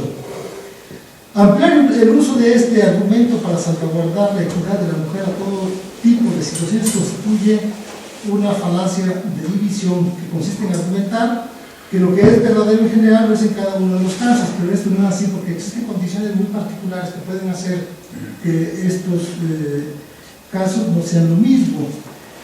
Bueno, ya termino señalando pues el empleo abusivo de este argumento para defenderse de las cosas de los delitos que se cometen o de las actitudes o expresiones que tienen. Bien, los derechos humanos han sido objeto de abusos afirmativos que nos colocan como falacias o paradoxismos, y es necesario considerar esos casos, cuidando siempre de no perjudicar la aplicación equitativa de esos derechos, por lo menos mientras vivamos en un sistema liberal como el nuestro. Gracias. Abrimos entonces ahora la ronda de preguntas o de intervenciones. ¿Quién quiere iniciar? Sí, doctor. Yo tengo una pregunta para Luis. ¿No dijiste qué tipo de escuelas eran? Si eran escuelas públicas, privadas, si eran especializadas. Danos un poquito de detalles sobre eso. ¿Cómo? Sí, ¿qué tipo de escuelas eran donde estuvieron ustedes trabajando? ¿Eran escuelas públicas? ¿Eran escuelas especializadas para atender ese tipo de niños? ¿Eran escuelas generales? Son escuelas públicas que están ubicadas en Coyoacán, están ubicadas muy cerca del Ramón Xochimilco, están en la parte trasera de lo que hoy es la Universidad Naval. Es una zona que aparentemente es una zona de clase media alta, pero está hundido tras de esa una unidad habitacional que se llama la CTN, que corresponde a un sector educativo que en el que yo estoy trabajando está compuesto por 19 escuelas primarias. 19 escuelas primarias, 7 escuelas iniciales. A muchas de esas escuelas van hijos de marinos. Lo paradójico es que enfrente de esa escuela, de otro trabajo que yo había hecho en esa misma zona, enfrente de esas escuelas de un lado está la Universidad Naval, del otro lado está el cuartel general de Fuerzas Especiales, y donde imparten la especialidad en seguridad nacional. De ese lado es Calzada del Hueso. Hay una colonia que se llama Zapata, donde se distribuye droga 24 horas del día, y la mayoría de estos niños habitan en esa zona. Es muy interesante porque enfrente está el cuartel, está el centro de operaciones, y los días que hay operativo, ese día no hay nadie en la calle, ¿no? Ese día llega la marina, el ejército, la policía, siempre patean la misma puerta, sacan lo mismo y se van, ¿no?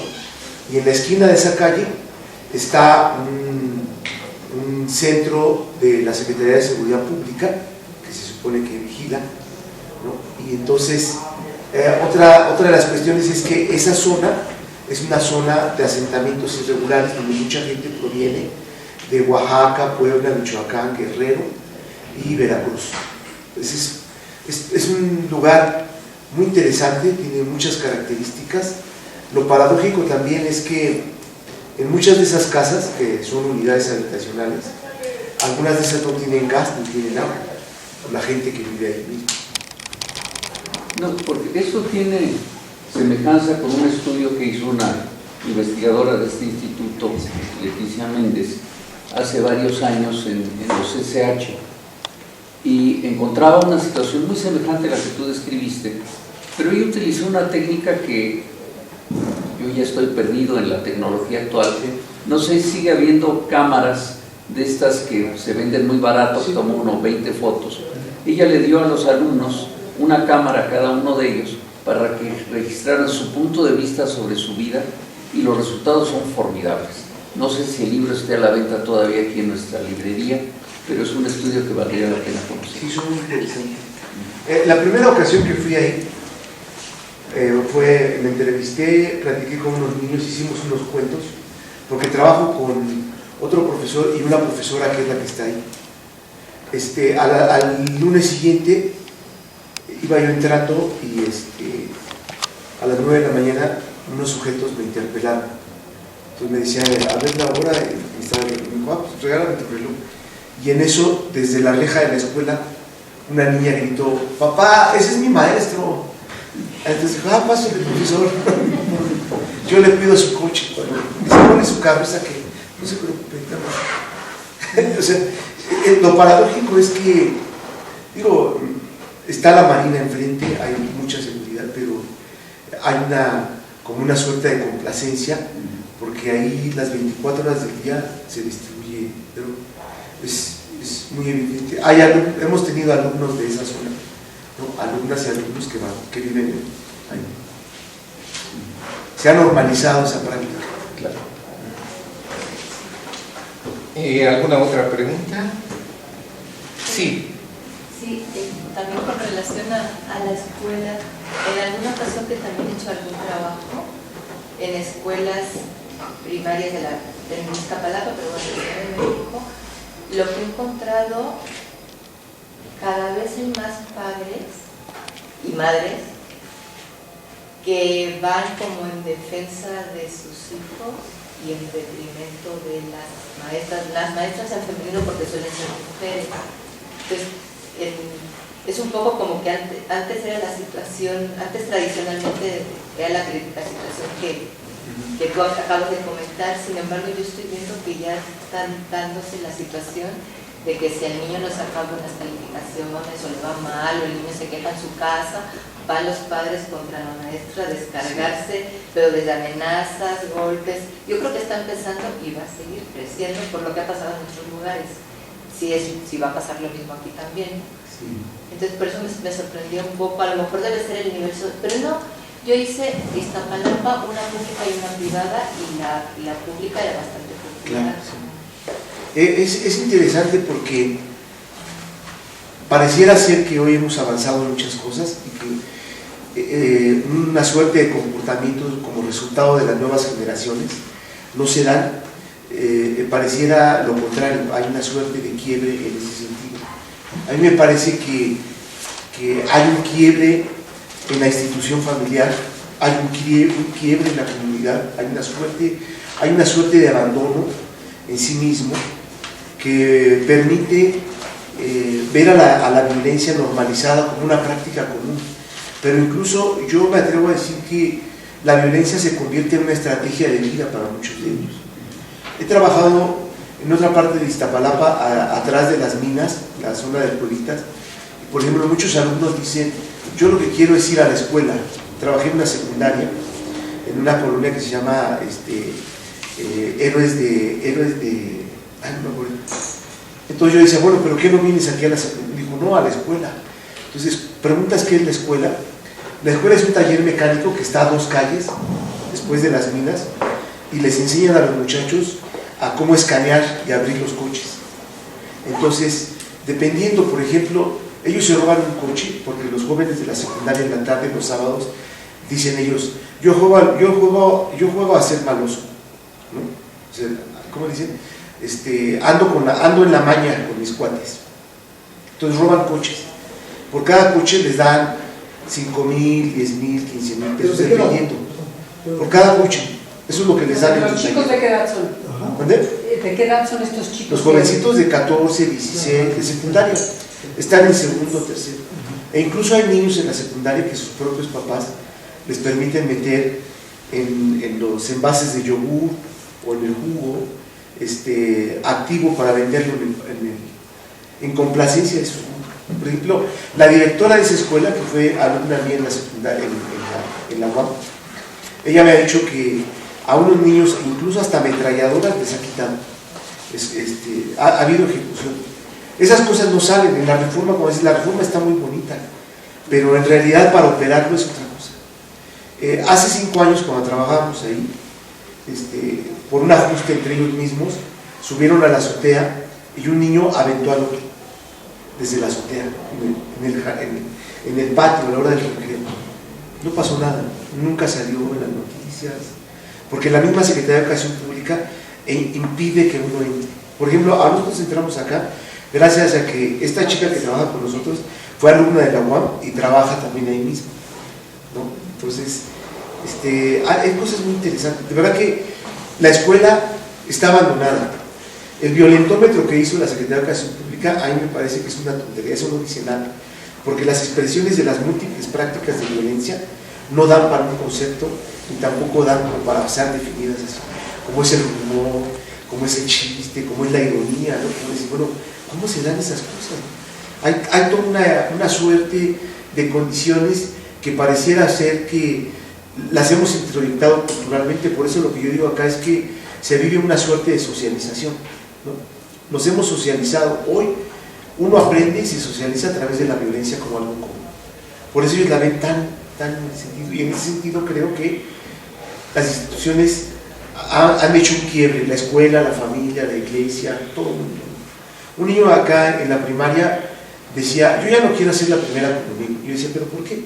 Dice: es que el padre, así decía, es que el padre se mancha, ¿no? Le digo: ¿pero por qué? Es muy bonito. Dice: no, dice, cuando no te das cuenta, nos agarra madrazos, dice.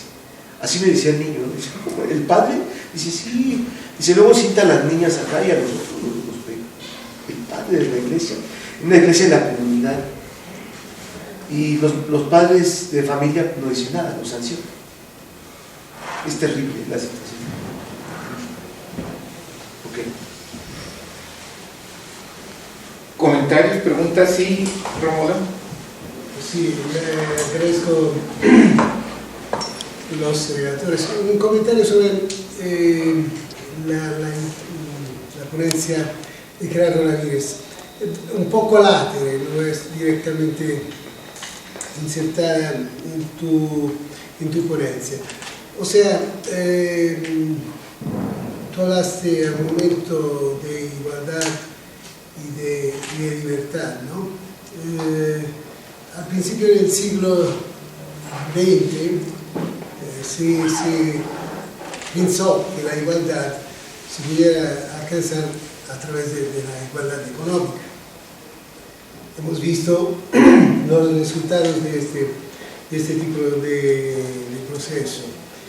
Y además ahora hay otro problema, o sea que el empobrecimiento cultural, así se le llama en Italia, o sea, decimos la pérdida de competencia de los ciudadanos impide que realmente se pueda alcanzar una verdadera democracia. ¿Por qué? Porque la gente que viene llamada, no sé si se puede decir así, a expresar su propia opinión, muchas veces, o la gran mayoría de las veces, no tiene competencia sobre lo que va a expresar. Entonces, no sé, en consideración de esto, no sé qué opinas tú frente a la perspectiva que puede tener nuestra sociedad pensando a igualdad y libertad. O sea, si efectivamente se puede pensar hoy en una verdadera libertad, ¿en qué forma se puede alcanzar una verdadera igualdad? Siempre regresando al tema de lo económico, es evidente que yo creo que tenía razón el último Marx, más que el primero Marx, o sea que la vía que después la retomó Gramsci, la vía económica no es suficiente para realizar una verdadera igualdad entre los ciudadanos, o sea que necesita un proceso cultural, un proceso de evolución general de todas las partes que pertenece al desarrollo del ciudadano. No sé si me he explicado. No, bueno, siempre estamos rondándole a los conceptos utópicos. Es decir, obviamente no puede haber una igualdad absoluta, ¿no? Yo creo que en este caso habría que considerar, sin embargo, algunos momentos históricos que nos indican que es posible, por ejemplo, tener una mayor democracia participativa. En la Atenas del siglo V, según Jenofonte, la democracia se definía como gobierno de los pobres, que en el fondo era un personaje de la clase alta.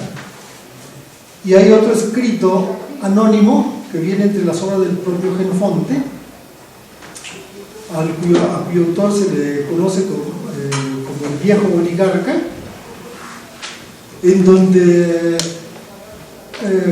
pues se expresa en contra, se ve que están en un círculo, están hablando entre compañeros de la oligarquía que están elaborando planes para derribar la democracia. Entonces él está viendo las debilidades de sus razonamientos. Por eso luego se le llama el Maquiavelo de la antigüedad también. Y están ustedes equivocados si piensan que los que están ejerciendo el gobierno de la democracia ateniense están actuando mal al darles tantas posibilidades a los pobres y en cambio quitárselas a los ricos, ¿no? A los pobres les pagan, los eligen por sorteo, tenemos a leer el sorteo, ¿no? Había una democracia también asamblearia, en donde la asamblea podría incluso violar, digo violar entre comillas, pues, las leyes que se tenían en la época. Entonces, digo, en cierta medida, esta puede ser también una visión utópica de la democracia ateniense de la segunda mitad del siglo V, pero que me parece que de cualquier forma existen mecanismos, digo, han sido muy rechazadas las consultas que está haciendo el gobierno electo, muy rechazadas. Yo estoy muy de acuerdo con ello, yo estoy absolutamente de acuerdo con esta forma de ejercer un control, digamos, de las iniciativas que está tomando el nuevo gobierno, porque no quiere decir que todo vaya a ser así necesariamente. Por ejemplo, uno de mis hijos iba a votar en contra del Tren Maya. Mis hijos pueden hacer lo que quieran, no tienen obligación de nada conmigo, ni de religión ni de política. Y en el futuro quién sabe qué cosa vaya a pasar si siguen ejerciendo este tipo de democracia directa. A mí me parece que es un ensayo que va a tener beneficios, yo realmente lo creo. Este y otros mecanismos que se están llevando adelante, esto por ejemplo lo del sorteo, ¿no? Lo de la tómbola que le dicen para escoger, para elegir a los candidatos para los puestos públicos, pues a la mayoría le parece una barbaridad, ¿no? Por sorteo. Bueno, era lo que se aplicaba normalmente en la Atenas del siglo V. Se sorteaba para los jueces, se sorteaban los puestos públicos, era una cosa normalísima. Digo, ahí servía, no quiere decir que fuera lo mejor que uno pudiera querer. Por ejemplo, Platón, Aristóteles, Genofonte mismo rechazaban ese sistema político como abominable, ¿no? Porque era el gobierno realmente de las mayorías, incluso sobre las élites políticas y culturales, y ahí también tendría que ver con la falta de una democracia en el ámbito cultural, ¿no? Pero bueno, ese también es otro problema. Yo creo que es posible acercarse a esta utopía, siempre un poco. Yo estoy de acuerdo contigo, ¿no? Sí. Pero lo que a veces, no sé si me he explicado bien, estoy de acuerdo contigo. El problema que yo quiero expresar es el hecho que estamos, mientras que en el pasado el problema era de acercar los varios ciudadanos adentro de un desarrollo de tipo económico, ahora no es más suficiente, porque para practicar la democracia, una verdadera democracia, necesita una competencia sobre, o sea... Perdón, no es cierto, es que eso yo lo presupuse, disculpen. Es que es necesaria una igualdad económica también, si no, no funciona el asunto. No funciona. Es necesaria también una igualdad o una equidad, yo diría más bien. Es una equidad en el ámbito económico. Estoy de acuerdo. La cosa que me preocupa, yo soy en un país donde la gente está, y no es el único país, donde la gente vota y no sabe que está votando. No estoy diciendo de izquierda o de derecha. Es que, ¿cómo? Algunos sabrán, yo creo. Sí, Por ejemplo, algunos. pero Que esta la mayoría o la minoría. Estoy de acuerdo con Robert, es una minoría. Todo. Hay que saber que está así. Sí, claro. Cuando votan lo que no votan, pues sí están bien, pero cuando no votan, No, yo quería hacer un comentario más general, porque creo que surgió muy fuerte, sobre todo en lo que nos dijo José Luis y también mi tocaya Ana María, sobre la discriminación. Creo que surge el tema de la discriminación como una manifestación de violencia. Y cuando tú hablabas de que se rompen las familias porque ahí hay violencia, a mí también me alarmó mucho esa discriminación que nos decías tú de la misma escuela, las maestras que son discriminantes con el mismo lenguaje, inclusive, ¿no? Hablando del maricón, Pedro, que tiene que pasar. ¿Cómo se puede romper eso? Porque si estamos hablando de una cultura de violencia en la que estamos viviendo, yo quisiera apostarle a una cultura de paz. ¿Y cómo se puede hacer para empezar? Porque dices, bueno, el niño me viene de una familia donde hay violencia intrafamiliar, donde están viviendo y replican allá, pero no hay una contención, la misma escuela genera violencia. Sí.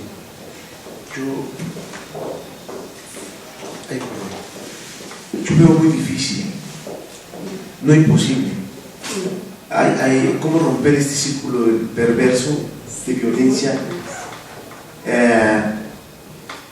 Yo creo que tenemos en buena medida un potencial muy importante, que es la educación. Y la gran paradoja es que esto que nace como una base estructural de las reformas que planteaba el gobierno federal no es así. O sea, no lo vamos a poder hacer. Ni ahora con el nuevo gobierno se va a romper esto. Es muy difícil porque cuando la violencia está inmersa en la dinámica de la vida de muchas gentes como una estrategia de vida, o sea, ¿cómo lo vamos a romper? Cuando yo les contaba el caso de Iztapalapa ya en la secundaria, me tocó ver cómo la abuelita sacaba a veces un foco, ¿no? Un espejo, iba y lo cambiaba y después iba al mercado y regresaba. Era parte de eso mismo. Ellos lo veían tan normal. Entonces, a mí me parece que es muy grave. O sea, ¿cómo rompemos? Pero además lo más grave es que esto no es solo privativo de Iztapalapa, ni de México, ¿no? ni de la región. Es una cuestión en el mundo entero. Se ha visto cómo esa discriminación forma parte de una suerte de habitar. Entonces yo no sé cómo lo vamos a romper. A mí la verdad me preocupa mucho. Yo cuando les digo a los niños, a las señoras en la escuela, yo digo, no permita que el niño maltrate al gato o al perro, porque eso que está haciendo el niño, eso lo copió de usted o de su tío o de su abuelo, y eso que hace el niño lo va a hacer con otro niño, y cuando crezca lo va a hacer con su mamá y con su esposa y con todo el mundo. Entonces, ¿cómo vamos a romper eso? A mí me parece que es muy grave. O sea, y además tampoco es privativo de ciertos grupos de la sociedad, se da de manera generalizada en todos los estratos, porque hoy pareciera ser que algo que ha dejado la globalización es permear esa violencia como una estrategia de vida, como una mercancía, como algo que es muy importante, porque la violencia se vende y se vende bastante bien, ¿no? El humor lo vende, ¿no? O sea, todas estas cosas se venden. Hoy el que no hace violencia a través de la nota roja, pues hoy ya no es un periodista estrella, ¿no? Entonces, yo no lo sé, la verdad que a mí me preocupa mucho. Yo tengo hijos y me gustaría que no vivieran en un mundo así. Y me gustaría que mis alumnos y que todo, pero es una utopía, ¿no? O sea, eso nada más queda acá en el imaginario. O sea, ¿cómo podemos? No sé si en realidad puede haber la posibilidad de un mundo así, en el que nos aprendamos a respetar. Respetar es escucharnos, compartir. Y hoy nadie se escucha en el internet, todo el mundo está aquí, ¿no? Yo le digo a los muchachos, no hagan eso, ¿no? O sea, yo entiendo que es parte de esa dinámica, pero apáguenlo, aguántense tantito a responder. Yo no sé cómo, la verdad no entiendo. A mí me angustia mucho y, digamos, yo les digo a mis alumnos, yo ya estoy a la mitad de la vida útil. Ustedes no, ustedes todavía tienen la responsabilidad de generar algo mejor. No tengo respuesta, la verdad es que me angustia mucho, pero no tengo. Yo lo que hago cuando me dicen, ¿por qué estudias todas estas cosas de la violencia? Porque trato de entender esa parte oscura que todos tenemos. Potencialmente saliendo de aquí cualquiera puede ser esto, pero hay que hacer hasta lo imposible para no mostrarnos. No hay que mostrar lo peor de sí. No sé cómo hacerlo. Yo me esfuerzo cada día por no hacerlo. No lo sé. Sí. No sé si quisieras. Yo quisiera pedirle, ¿no? Sí. Bueno, solamente, yo en este caso sí, muy breve. 10 minutos, ¿cierto? Yo en este caso soy más optimista. En principio no quisiera, no creo que se pudiera decir que en todas partes es igual. Realmente es muy diferente. Hay grados, ¿no? Donde quiera hay violencia, sí, pero no es lo mismo. Dosificada. Sí, es decir, hay grados diferentes de violencia. Yo, por ejemplo, pues en Italia no veo realmente que exista la violencia que se da en lugares como Iztapalapa, donde también yo viví en la comunidad del Mar cuando estaba empezando. Aquello era una cosa, digo, pues muy compleja, muy difícil. Entonces, por una parte, pues cambia los grados, los niveles de violencia. Yo creo que más bien tenemos que tender siempre hacia los grados de violencia. Y eso yo creo que sí se puede lograr. Estamos creando un proyecto que se llama Retórica Infantil, Niños por la Paz, y se han, como antecedente, hecho unos estudios en los salones de clase de nivel primario, de los primeros años, en donde se pide a los niños que expresen mediante dibujos y con palabras cuáles son las violencias que han visto en su casa. Y entonces, bueno, tenemos ahí una serie de hojas en donde vienen los dibujos y las palabras, y luego al final se les pone qué solución crees que habría a estos problemas. Y la solución, en el 60% de los casos, por lo menos, de Iztapalapa, entonces escuela de Iztapalapa y de Gustavo Madero, el 60% dicen que es que los papás deben de hablar, el papá debe hablar con la mamá, dicen están por el diálogo. A esa edad, por eso hace rato preguntaba a qué edad era esto, los 14 años. Entonces yo creo que también hay pues edades diferentes en donde se manifiestan también de manera diversa la violencia. Yo creo que algo se puede avanzar. ¿Sí? Por favor. Sí, ahora me quedaba pensando en lo que estaban conversando, y ahí de alguna manera sí existe violencia. Estoy de acuerdo que existe en todas las clases medias, en todos, lo mismo que has explicado, pero hacen en otros niveles, pero es lo mismo. Pero también es cierto que no totalmente y extendida totalmente, o sea, están todos los sectores, pero no todo el mundo. Hay algo importante, es que sin querer, y en las ciencias sociales, y hablo por mí solamente, a veces focalizamos siempre en lo que no hay, en el problema, como nos enseña la UAM, con perdón, para ya cada quien, claro, sí. Y no vemos la otra. Yo, por ejemplo, uno de los temas que trabajo es el humor, o tengo un proyecto sobre la felicidad, y cuando voy a escuelas, pues los niños de lo que expresan es la felicidad, la parte, o sea, porque lo otro también existe, pero es como no quedarnos solo en la violencia y ver que lo otro también existe, y que la persona puede tener momentos mejores, momentos peores. Obviamente hay situaciones más terribles como nos has expresado hoy, ¿no? Pero hay de todo, ¿no?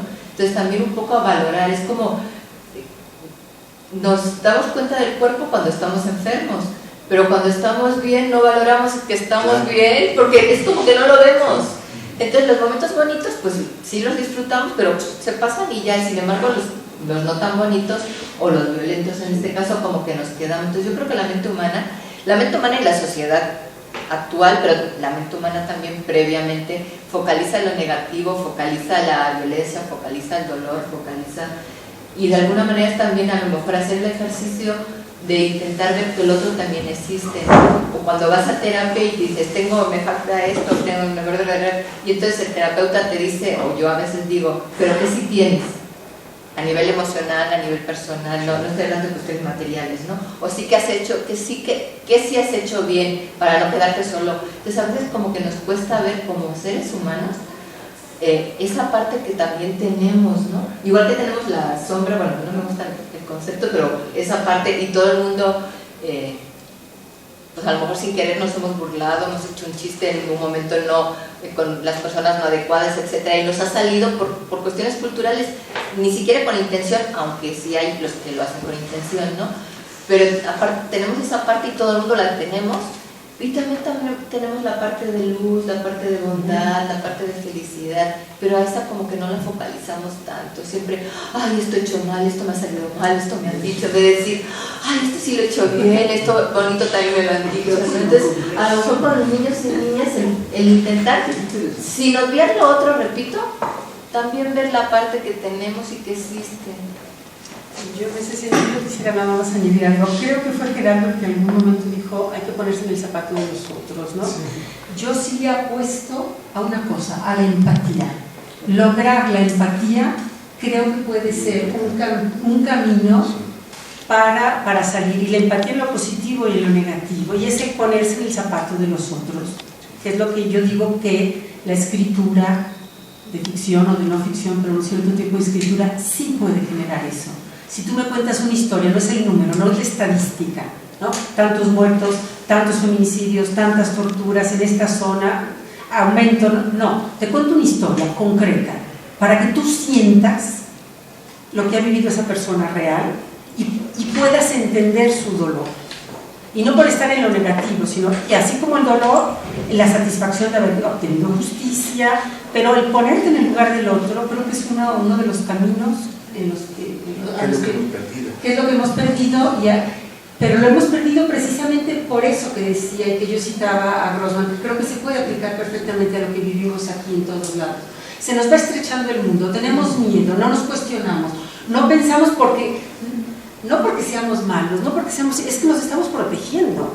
Entonces hay que buscar la manera de salir, nos estamos encerrando para protegernos porque tenemos miedo y el miedo te paraliza y hay que salir. Y yo, insisto, creo que la palabra